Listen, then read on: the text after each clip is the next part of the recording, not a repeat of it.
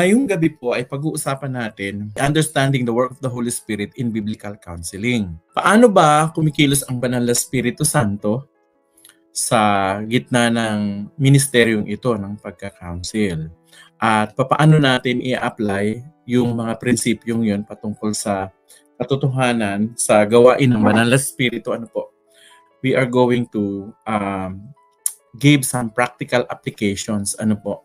As we understand the work of the Holy Spirit in our counseling. And I should say, this is already a ministry. This is a ministry that God is actually giving you or giving us. Ano po?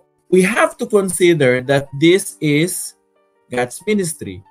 And we will operate not with our own power, but with the power of the Holy Spirit. Ano po? So we have to understand how the Holy Spirit works in biblical counseling and how are we going to apply it practically. Okay po. Dito po, basically, I have 5 majors. Ano po? 5 major work of the Holy Spirit in biblical counseling. Ano po? Ito po yung bibigay natin o pag-aaralan natin ngayon. At the same time, we're going to talk about the practical application. So ready na po ba kayo? Number one po is, yan. Number one truth that we have to consider in biblical counseling is that the Holy Spirit guides us into all truth.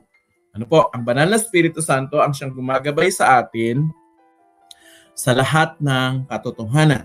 Siya ay Espiritu ng katotohanan at siya rin ay gumagabay sa atin para maintindihan natin, malaman, mag-grasp ano po yung katotohanan. Anong sabi sa Biblia? John chapter 16 verse 13. Sabi ni Jesus, but when He, the Spirit of truth, this is speaking actually about the Holy Spirit, but when He, the Spirit of truth, comes, ano daw mangyayari pag dumating ang banal na Espiritu, ang Espiritu ng katotohanan? Sabi rito, He will guide you into all truth. Sabi ni Jesus, pag dumating ang banal na Espiritu Santo, ang Espiritu ng katotohanan, siya daw ang gagabay sa atin o mag-guide sa lahat ng katotohanan. Ang sabi rito, tuloy natin sa verse, sabi dito, He will not speak on His own. He will speak only what He hears. And He will tell you what is yet to come. So ang banal na Espiritu Santo daw, hindi siya magsasalita ng parang ganang kanya lang, kundi ang sasabihin niya daw kung ano ang narinig niya. Narinig niya sa Ama, narinig niya kay Jesus Christ na ating Panginoon. At sabi dito ng Panginoong Hesus, sabi niya, ito yung mga sasabihin niya. At sasabihin niya rin yung mga darating, of course, yung mga mensahe na nais ipaabot sa atin ng Panginoon. Now, ano ang katotohanan ito ay nagsasabi sa atin, ang banal na Espiritu Santo ay actually katuwang natin para maintindihan ang katotohanan. Lalo na sa panahon halimbawa na parang nalilito tayo o kaya feeling natin parang may pandaraya, may panloloko, pandilin lang. We can ask the Holy Spirit. We can pray to the Holy Spirit to help us know or clarify the truth. The Holy Spirit Himself will reveal God's truth. This actually ensures that biblical counseling should not be based on human wisdom but on Scripture. Bakit kailangan hindi nakabase sa sarili nating talino, dapat sa salita ng Diyos? Kasi ang banal na Espiritu, kumikilos siya sa salita ng Panginoon, pinapaalam sa atin ng katotohanan. So ang banal na Espiritu is actually a counselor also, no? Now, yung counselor tayo, biblical counselor, as well as yung counseling natin, we need actually to understand what the Bible is telling us. And we need the Holy Spirit, the Spirit of truth, to help us understand biblical principle in order for us to apply it. So ang unang katotohanan po sa gawain ng Banal na Espiritu sa biblical counseling, ang Banal na Espiritu po ang nagbibigay sa atin ng lahat ng katotohanan. Now, how are we going to apply this into our practice or practical application? May tatlo akong practical application dito. So ito po mga practical applications natin. Number 1, counselor should pray for the Holy Spirit's wisdom before, during, and after each sessions. Nabanggit ko na actually sa inyo to last week. Pero I would like to emphasize that knowing that it is the Holy Spirit's work to give us all truth. So meaning to say, kung ang banal na Espiritu Santo ang nagre-reveal sa atin ng katotohanan, dapat mag-pray tayo bago tayo mag-sessions. Even during the sessions, you are praying in the Spirit. And after the sessions. Bakit? Katulad ng nabanggit ko sa inyo last week, may lumapit sa akin na counselee. Nagkikwento siya ng kanyang mga problema, sinasabi niya na itong problema niya. Pero hindi pala talaga yun ang problema, merong underlying problem. Nagpo-project lang siya ng isang problema, pero hindi talaga yun ang problema. May problema pa. And praise God, the Lord gave me discernment.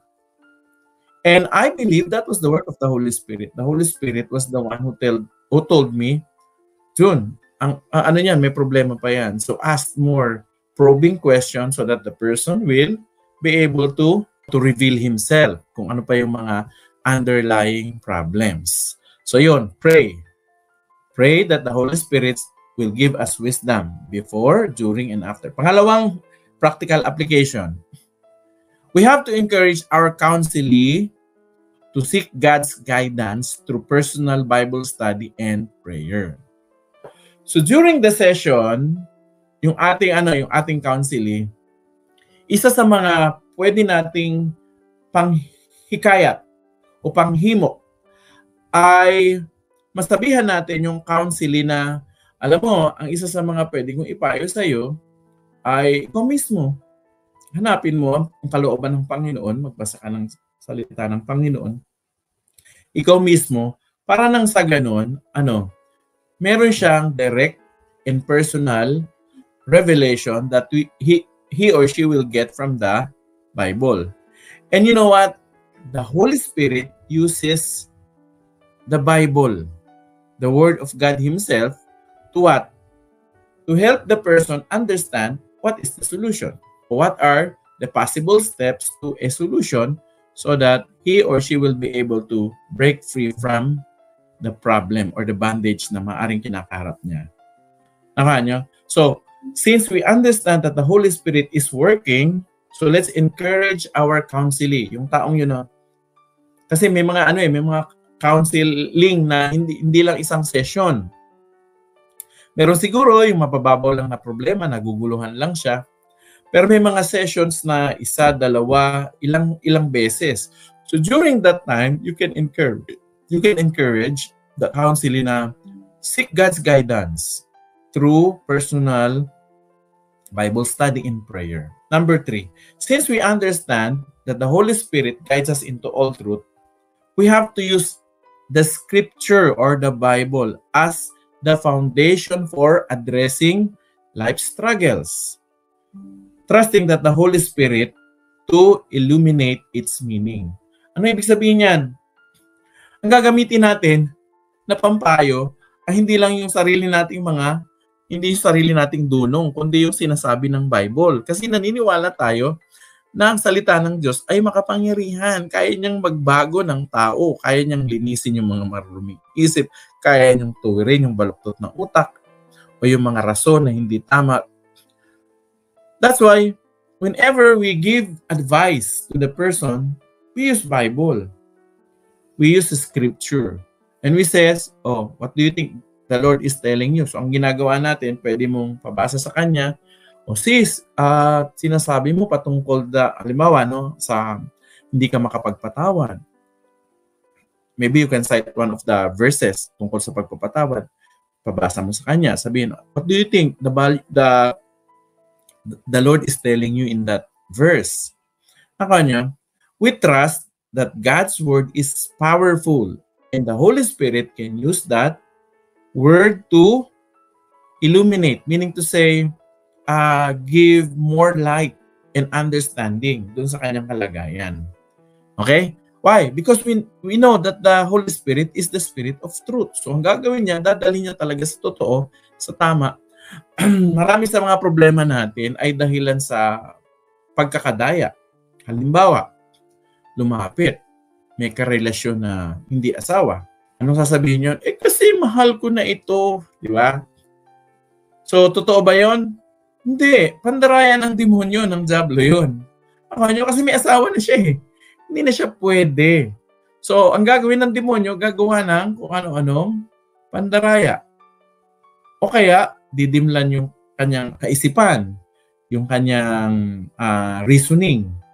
So, dahil nga patungkol yan sa kaisipan, sa katotohanan, so we need the Holy Spirit because the Holy Spirit is able to illuminate the mind of the person. The Holy Spirit can lead the person into truth. Nakuha niyo? Isa pa, lalo yung mga bandage, yung mga gawa ng demonyo sa buhay ng isang tao, ang pinaka-strongholds niyan ay mga lies ni Satan. Halimbawa, yung sumasamba pa sa Diyos-Diyosan o kaya yung may mga pamahiin, di ba? Hindi pa rin maalis-alis sa kanila yung pamahiin. Bakit? Kasi ang pinaniniwalaan pa nila yung mga narinig nila sa kanilang mga lolos, mga kasabihan. Yung salita ng Panginoon, hindi pa nila lubos na natanggap o naintindihan. Now we can ask the Holy Spirit to be the one to reveal and explain that to the person. So ang una po, the work of the Holy Spirit is actually second work of the Holy Spirit in biblical counseling is He convicts. The Holy Spirit convicts and transforms. Sa Tagalog po, ang Banal na Espiritu Santo ang siyang bumabagabag sa puso at isip ng tao at siya rin naman ang may kapangyarihan na magbago ng tao. Hindi tayo. Ano sabi ng John chapter 16 verse 8? Sabi ni Jesus, when He comes, yung He, nakapatukoy pa rin po ito sa Banal na Espiritu Santo. Ano daw gagawin ng Banal na Espiritu Santo? He will probe the word to be in the wrong about sin and righteousness and judgment. Ano daw ginagawa ng Banal na Espiritu Santo? Pagdating niya daw, ang Banal na Espiritu Santo mismo ang magtuturo, ang magkukonvict sa puso ng isang tao patungkol sa mga maling bagay. Tama nyo? Siya mismo magkukonvict. Alam niyo, ang pagkukonvict sa isang tao, hindi tayo. We cannot convict a person to turn from his sin. It is the work of the Holy Spirit. Pagka minsan parang tinatrabaho natin, trabaho ng Banal na Espiritu. Kinokondem natin o kaya pinapakonsensya. Hindi yun effective kasi tayo yun eh. Pero ang Banal na Espiritu Santo, kung siya ang kikilos sa puso ng isang tao. That's why it's really very important to pray before and even during. Pagpe-pray mo na, Lord, kayo po ang kumilos. Kasi may mga counseling, nakitang-kita niya na mali. Mali talaga. Halimbawa, sinabi niya na, alam ko naman po na mali talaga na makipagrelasyon. Kaya alam ko, mahal ko siya. Di ba? So, walang conviction na kasalanan yung ginagawa niya. So, what can we do? We can pray. Holy Spirit, will you be the one to convict the heart of this person? Alam nyo kasi, kung walang conviction, mahirap magbago. At ang maganda nito, as the Holy Spirit convicts, He is the one responsible to transforming the person. So, how are we going to apply this to make this into practical application? Number one, instead of forcing change sa ating mga counselee, ang counselor dapat nagtitiwala siya sa Banal na Espiritu Santo na siyang kikilos sa puso ng tao. Nakuha nyo? Ang trabaho lang natin ay sabihin yung sinasabi ng salita ng Diyos, ililit siya, ipoprocess siya, tutulungan natin na ma-process yung kanyang iniisip sa pamamagitan ng mga tanong. And we will also lead the person to what the Bible is telling us. But we can only do so much, meaning hanggang ganun lang tayo. It is the Holy Spirit who convicts the hearts of the person. That's why we trust the Holy Spirit. Lord, kayo ang kumilos sa puso ng taong to. Nakuha niyo? So, huwag tayong maiinis. Kasi kung halimbawa, nilagay natin sa ating sarili na, uy, kailangan makano ko to, kailangan makumbinsi ko to, kailangan mabago kong isip nito. Hindi tayo nagbabago ng isip. Ang nagbabago ng isip ay ang banal na spirito. Pangalawa, practical application number 2. When discussing sin or struggles, approach with love and patience, allowing the Spirit to do His work. Yes. Kailangan na na maintindihan natin na trabaho ng Banal na Espiritu Santo yung mag-convict. And so therefore, be patient. Ang kailangan lang natin gawin ay ipadama ang pagmamahal, maging pasensyoso, matiisin kumbaga. Kahit minsan yung counseling mo ay ang linaw-linaw na, alam niya nang hindi tama, nabasa niya na sa Bible, pero ayaw pa rin. Tapos minsan parang tayo gusto na natin, talagang naiinis na ako sa kanya. No, huwag tayo mainis. Okay? Especially, sa totoo lang, isa sa mga nakakainis ganda, naranasan ko dito, yung paulit-ulit. Sinabi na natin yan, di ba? Last week, anong sabi mo? Gagawin mo to. Anong ginawa mo? Hindi mo pa rin ginawa. Alam mo yung gano'n? Yung paulit-ulit, yung struggle, iikot na naman doon, nagkamali na naman, nadapanan na kanyo. Tapos, lumapit na naman sa iyo, tinanong mo na naman, ano sa palagay sinasabi ni Lord. Alam naman nila kung anong gagawin, pero hindi ginagawa. Kanyo. Let us be patient with them and approach their sin and struggle with love to the person. Meaning to say, ang gusto kasi natin yung tao matuto.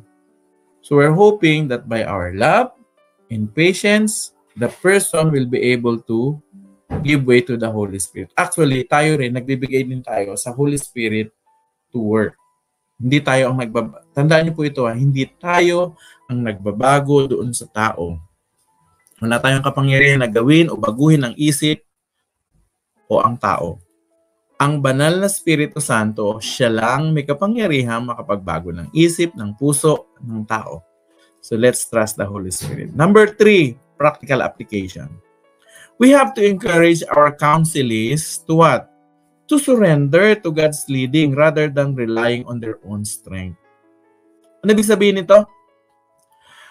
Yung ating mga pinapayuhan o nililid sa payo ng Panginoon, ang gagawin natin, encourage natin sila. Kasi alam natin na ang Banal na Espiritu Santo ang may kapangyarihan na magbago ng isang tao. So encourage natin na isurrender niya ang sarili niya sa Panginoon. So how do you surrender yourself to the Lord? Or how we lead the person to surrender to the Lord? Meaning to say, he starts to obey what the Bible is telling her or him. Nakuha nyo? In-encourage natin na surrender. Ang ibig sabihin ng surrender, yung eto na Lord, eto na yun. Isang magandang illustration nito, yung nalulunod na tao. Pag ang isang tao daw na nalulunod tapos nagpupumiglas pa, wag mo daw sasagipin yun. Bakit?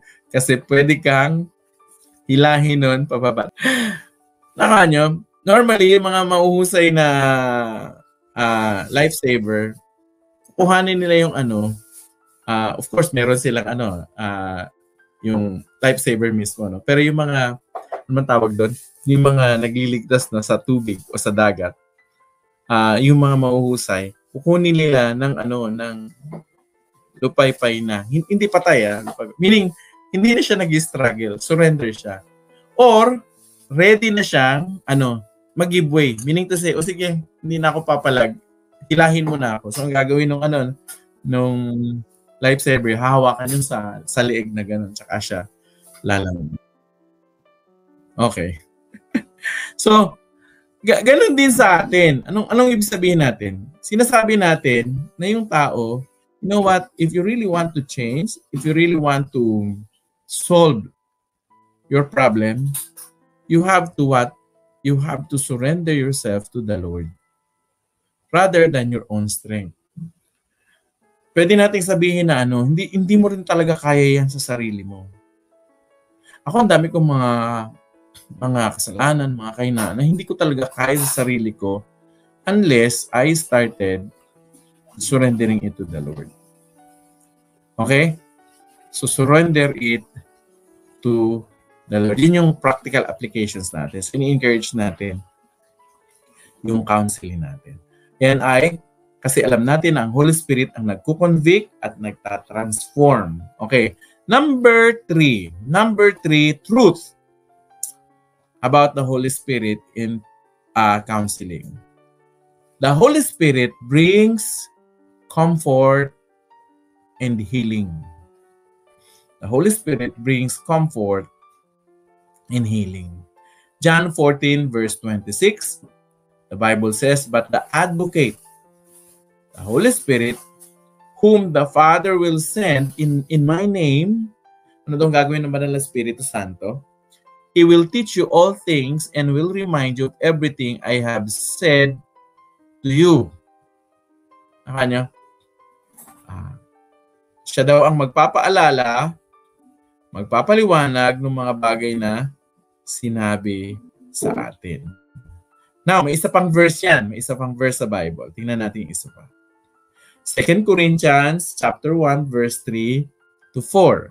Sabi rito ni Paul, "Praise be to God and Father of our Lord Jesus Christ, the Father of compassion." So God is our Father of compassion and the God of all comfort, who comforts us in all our troubles, so that we can comfort those in any troubles with the comfort we ourselves receive from God. How does God comfort us? When He sent us the Holy Spirit. Tama nyo? Many counselors are burdened by pain, loss, and emotional struggles. Di ba totoo yan? Marami sa mga may problema, kaya sila may problema kasi nabibigatan. Nabibigatan sila. O kaya may nawala sa kanila, maaring ang nawala sa kanila ay mahal sa buhay. Maaring nawala yung dignidad. Maaring nawala yung kanilang ari-arian. Nasunog, halimbawa, nawasak ng dilubyo. O kaya nanakaw, na-scam. Diba? Mabigat yun. Okay? Merong loss. Tapos hindi lang yun, may mga emotional struggles. Nalulungkot,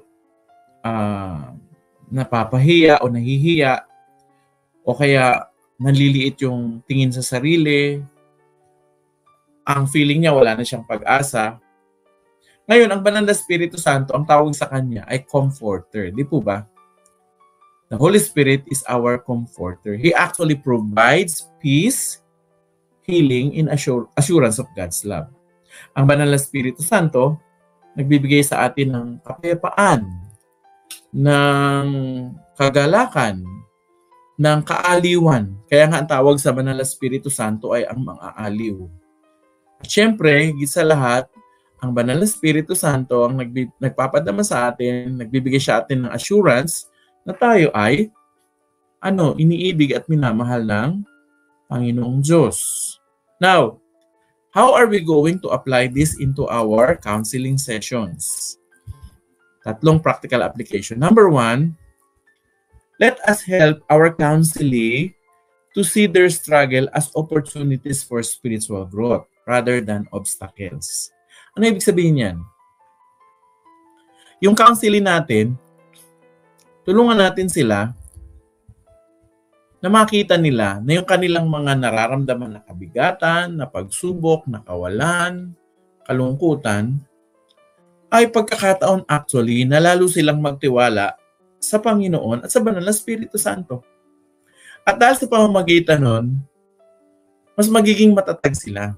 Every challenges, problems, loss, or emotional struggles are actually an opportunity for us to grow spiritually because we will trust God more.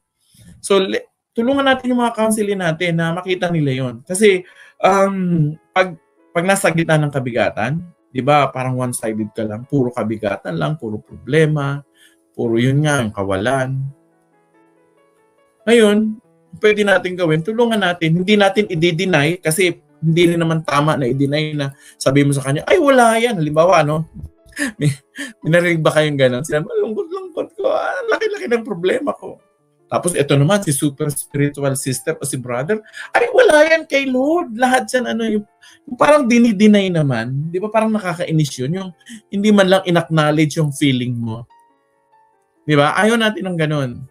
We have to acknowledge what they feel. We have to empathize with them. Let them feel that you understand them. But eventually, we will also lead the person to an understanding that what he is going through is an opportunity for spiritual growth. Rather than obstacle. Pangalawa, encourage our counselee to depend on the Holy Spirit for strength and reliance. So ang gagawin natin, encourage natin siya. Oo, sister, mahirap talaga yan. Nakakalungkot talaga yan. Nakakainis talaga yung nangyari sa'yo kasi na-scam ka. Pero isang pwede kong encourage sa'yo, yung sinabi sa Bible, tumawag tayo sa Kanya, ang Banal na Espiritu Santo, ang ating mga aliw. So, pwede yun, encourage natin yung tao na lalong magtiwala sa pwedeng gawin ng Panginoon. Mas maging, spirit-reliant rather than or instead of being self-reliant. Number 3, we have to guide our counselee in developing their spiritual discipline. Dahil alam natin ang Banal na Espiritu Santo ay may malaking papel sa buhay natin at kung paano aayusin ang ating buhay. So encourage natin yung tao na i-develop niya yung kanyang spiritual discipline. Yung prayer niya, Bible reading, small group, kasama dyan actually yan sa spiritual discipline, yung kanyang worship, yung kanyang fellowship, para lalong makultivate sa kanya yung fruit of the Spirit. Tama nyo? So, isa sa mga assignments na pwede nyong gawin, halimbawa, tapos na yung session nyo for this day, sister, pagpipray kita, pero pag-pray mo pa rin ha. Pag-pray mo kung anong bigay sa'yo ni Lord, kung anong tamang decision na gagawin. Di ba? Lalo na kapag crucial yung kanyang mga decision na gagawin. Encourage them. Magbasa ka ng Bible. Maybe you can also point out mga verses sa Bible na pwede niyang basahin. So, i-guide natin siya na ma-develop sa kanya yung spiritual discipline. Akala niyo po. Okay. Okay, number 3. Number 3 na ba tayo? Number 4 na yata. Number 4, or letter D. Yes. Letter D. The works of the Holy Spirit in biblical counseling. The Holy Spirit produces spiritual growth and strength. Wow! Ang Banal na Espiritu Santo pala, trabaho niya pala yun, na ang isang tao ay palaguin at palakasin. By the way, itong na intindihan ko as I grow in the knowledge and faith in the Lord Jesus Christ. Alam niyo, meron pala talagang mga problema na pinapahintulot talaga ng Panginoon, parang sadya na pinahintulot niya o sinadya niyang ibigay sa iyo. Kasi meron siyang gustong i-develop sa atin. Ano yung gusto niya i-develop sa atin? Yung fruit of the Holy Spirit. Galatians 5:22-23. Ano daw yun? But the fruit of the Holy Spirit or the Spirit is love, joy, peace, patience, or perseverance, kindness, goodness, faithfulness, gentleness, self-control. Against such things, there is no law. Halimbawa, tingnan niyo po, paano nyo ma-exercise ang fruit ng Banal na Espiritu Santo na love? How are you going to exercise love? By what? By loving people, right? And sometimes God will give you unlovable people. Diba? How about joy? Kailan nyo ma-appreciate ang joy? Kapag lagi kang masaya all throughout of your life? No. You will experience joy through joy. You will understand through joy when you pass through sufferings or loneliness. Di ba? Doon mo makikita, ay, kabila ng kalungkutan na yan, lalo na kung halimbawa nawalan ka ng mahal sa buhay o kaya ng mga bagay-bagay, nakakalungkot talaga yun. Pero eventually, marirealize mo, hindi, may kapayapaan ako sa loob ko. May kagalakan ako. Di ba? Kindness. Ito yung sermon ko nung nakaraang linggo kindness. Yung kindness, sa palagay nyo, sino ang talagang nakikinabang niyan? Yung bang mga malalakas, mga mayayaman at meron? Hindi. Yung kindness, actually, ang nakikinabang niyan, yung mga salat. Di ba? Yung mga nangangailangan, yung mga lumalapit sa atin. And sometimes, God will allow you to experience those kind of people so that you will be able to express or practice kindness. Goodness, faithfulness, gentleness, lalo na yung self-control. Kailan mo malalaman may self-control ka na? O mapapractice ang self-control mo? Sometimes, you will pass through mga circumstances that will take your patience out. But actually, God is allowing it so that you and I can practice all of these fruits. Ephesians chapter 3, verse 16 to 17, sabi ni Paul, I pray that out of His glorious riches, He may strengthen you with power through His Spirit. So, ang banal na Espiritu Santo nagbibigay ng kalakasan. Ano daw yung kalakasan na yun? Inner being. So that Christ may dwell in your hearts through faith. And I pray that you, being rooted and established in love. Tama niyo? Now, explain natin further. When we say the Holy Spirit is the one producing spiritual growth and strength, ang ibig natin sabihin yan, sa biblical counseling, hindi lang ito patungkol sa, kailangan mo-solve ko yung problema niya. Hindi ganun. Baka akala nyo, hindi, counseling kasi ito, kailangan mabigyan siya ng solusyon sa problema niya. Hindi. Maaring hindi ganun. Maaring tutulungan mo lang siya na ma-process niya yung kanyang pinagdadaanan. At for the meantime, baka wala pang solusyon kasi ang inaayos sa kanya ng Panginoon yung kanyang spiritual fruit. Nakuha nyo? Halimbawa, ang problema niya ay sakit. Pinag-pray mo na hindi pa gumaling. Baka hindi talaga ang solusyon ay yung paggaling. Kasi nga may pinagdadaanan siya and so therefore baka doon sa pinagdadaanan niya merong inaayos ang Panginoon sa buhay niya. Nakuha nyo? So, the Holy Spirit produces godly character through the problems that the person is undergoing. But the Holy Spirit also will enable the believer to respond in faith. Nakuha niyo po? So how are we going to apply this practically? By the way, bago yun, basahin natin isa pang talata sa Bible, Acts chapter 1 verse 8. Anong sabi dito? Ano daw ang trabaho ng Banal na Espiritu?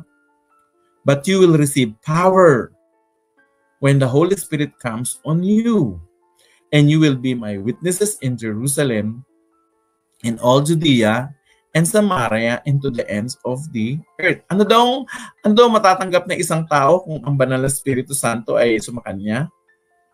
Meron doon tayong kapangyarihan. At yung kapangyarihan na yun actually ay kapangyarihan din magagamit natin upang tayo ay maging mabuting mga witness o mga saksi para sa Panginoon. 1 Corinthians chapter 2 verse 4 and 5.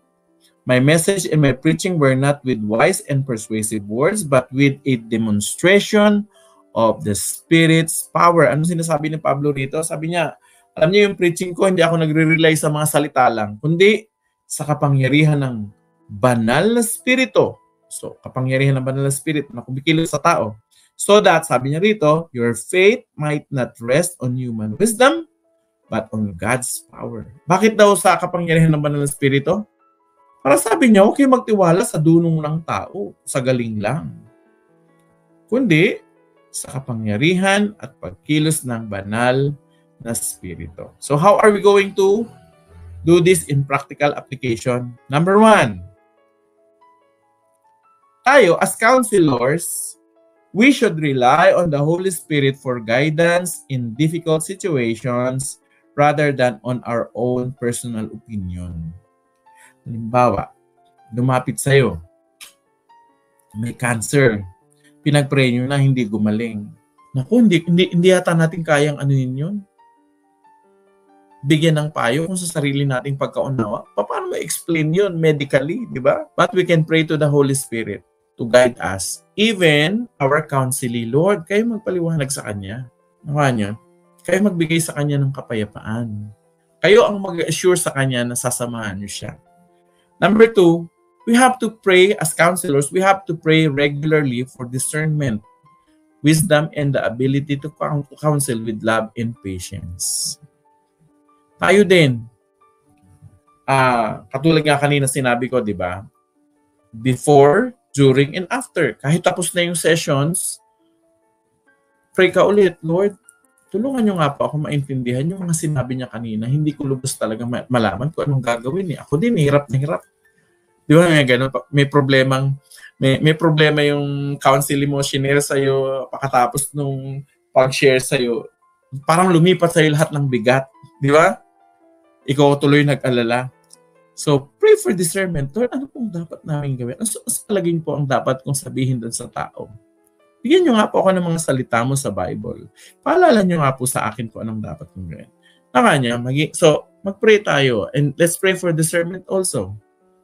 And of course, tayo, may ability tayo to love and be patient to a person. Kasi baka ang maging dahilan para hindi na maging effective. Kasi nga, nainis na tayo dun sa tao. Ikaw naman kasi, ganyan. Ulit-ulit ka, ayaw makinig. I hope hindi tayo dadating sa ganyan. No? Number 3, of course, we have to be sensitive as a counselor. Be sensitive to the Spirit's leading. During sessions, allowing Him to direct conversations and insights. That's why, during counseling sessions, taimtim tayong nakikinig. Pero hindi lang tayo nakikinig, nagpipray tayo. Lord, anong sinasabi niya? Niya, i-lead nyo nga po kami. Ikaw ang ikaw ang tumulong sa akin, bigyan niyo ako ng mga tamang tanong na pwede kong ibato sa Kanya para sabihin niya yung totoo, yung tama. Niya, para maproseso namin siya. O kaya, siya mismo, pag tinanong ko siya mismo makahanap siya ng tamang solusyon sa kanyang problema. So, you do that even during sessions. You pray for sensitivity, discernment, and the Holy Spirit's leading. Amen po? Amen. So it is the Holy Spirit actually who empowers us. Conclude natin. In conclusion, ganito. Biblical counseling is not merely an intellectual or emotional process. Actually, it is deeply spiritual. And some of you needed to be reminded that in biblical counseling, there is also spiritual battle happening. So we need ultimately the Holy Spirit, the ultimate counselor, who guides, convicts, comforts, and strengthens. Sa madaling sabi, ganito mga kapatid, sa biblical counseling, hindi lang ito pakikinig ng problema, tapos bibigyan mo ng payo, tapos na, hindi. Sa biblical counseling, ito ay pakikinig ng problema, pero pakikinig din sa sinasabi ng Banal na Espiritu. Pagbibigay ng payo, pero actually pakikinig sa sinasabi at ipapayo ng Banal na Espiritu. Ito ay pagtitiwala na na naiintindihan natin yung problema ng tao, pero pagtitiwala din na na naiintindihan natin na ang Banal na Espiritu ang dakilang tagapayo. And so therefore, we have to rely on the power, guidance, and leading of the Holy Spirit. Tama nyo? So that is biblical counseling. Amen po. Next week po, by the way, may isa pa tayong may isa pa tayong sessions. Next week po, I'm going to share to you ano yung mga challenges sa biblical counseling and how are we going to address them. Yan po yung topic next week. I hope huwag po kayong mawawala. Tapos alam nyo, may mga magaganda akong questions dito na na i-post. These are actually our processing questions. Maiksi lang tayo ngayon para mas mahaba usapan natin. By the way, thank you.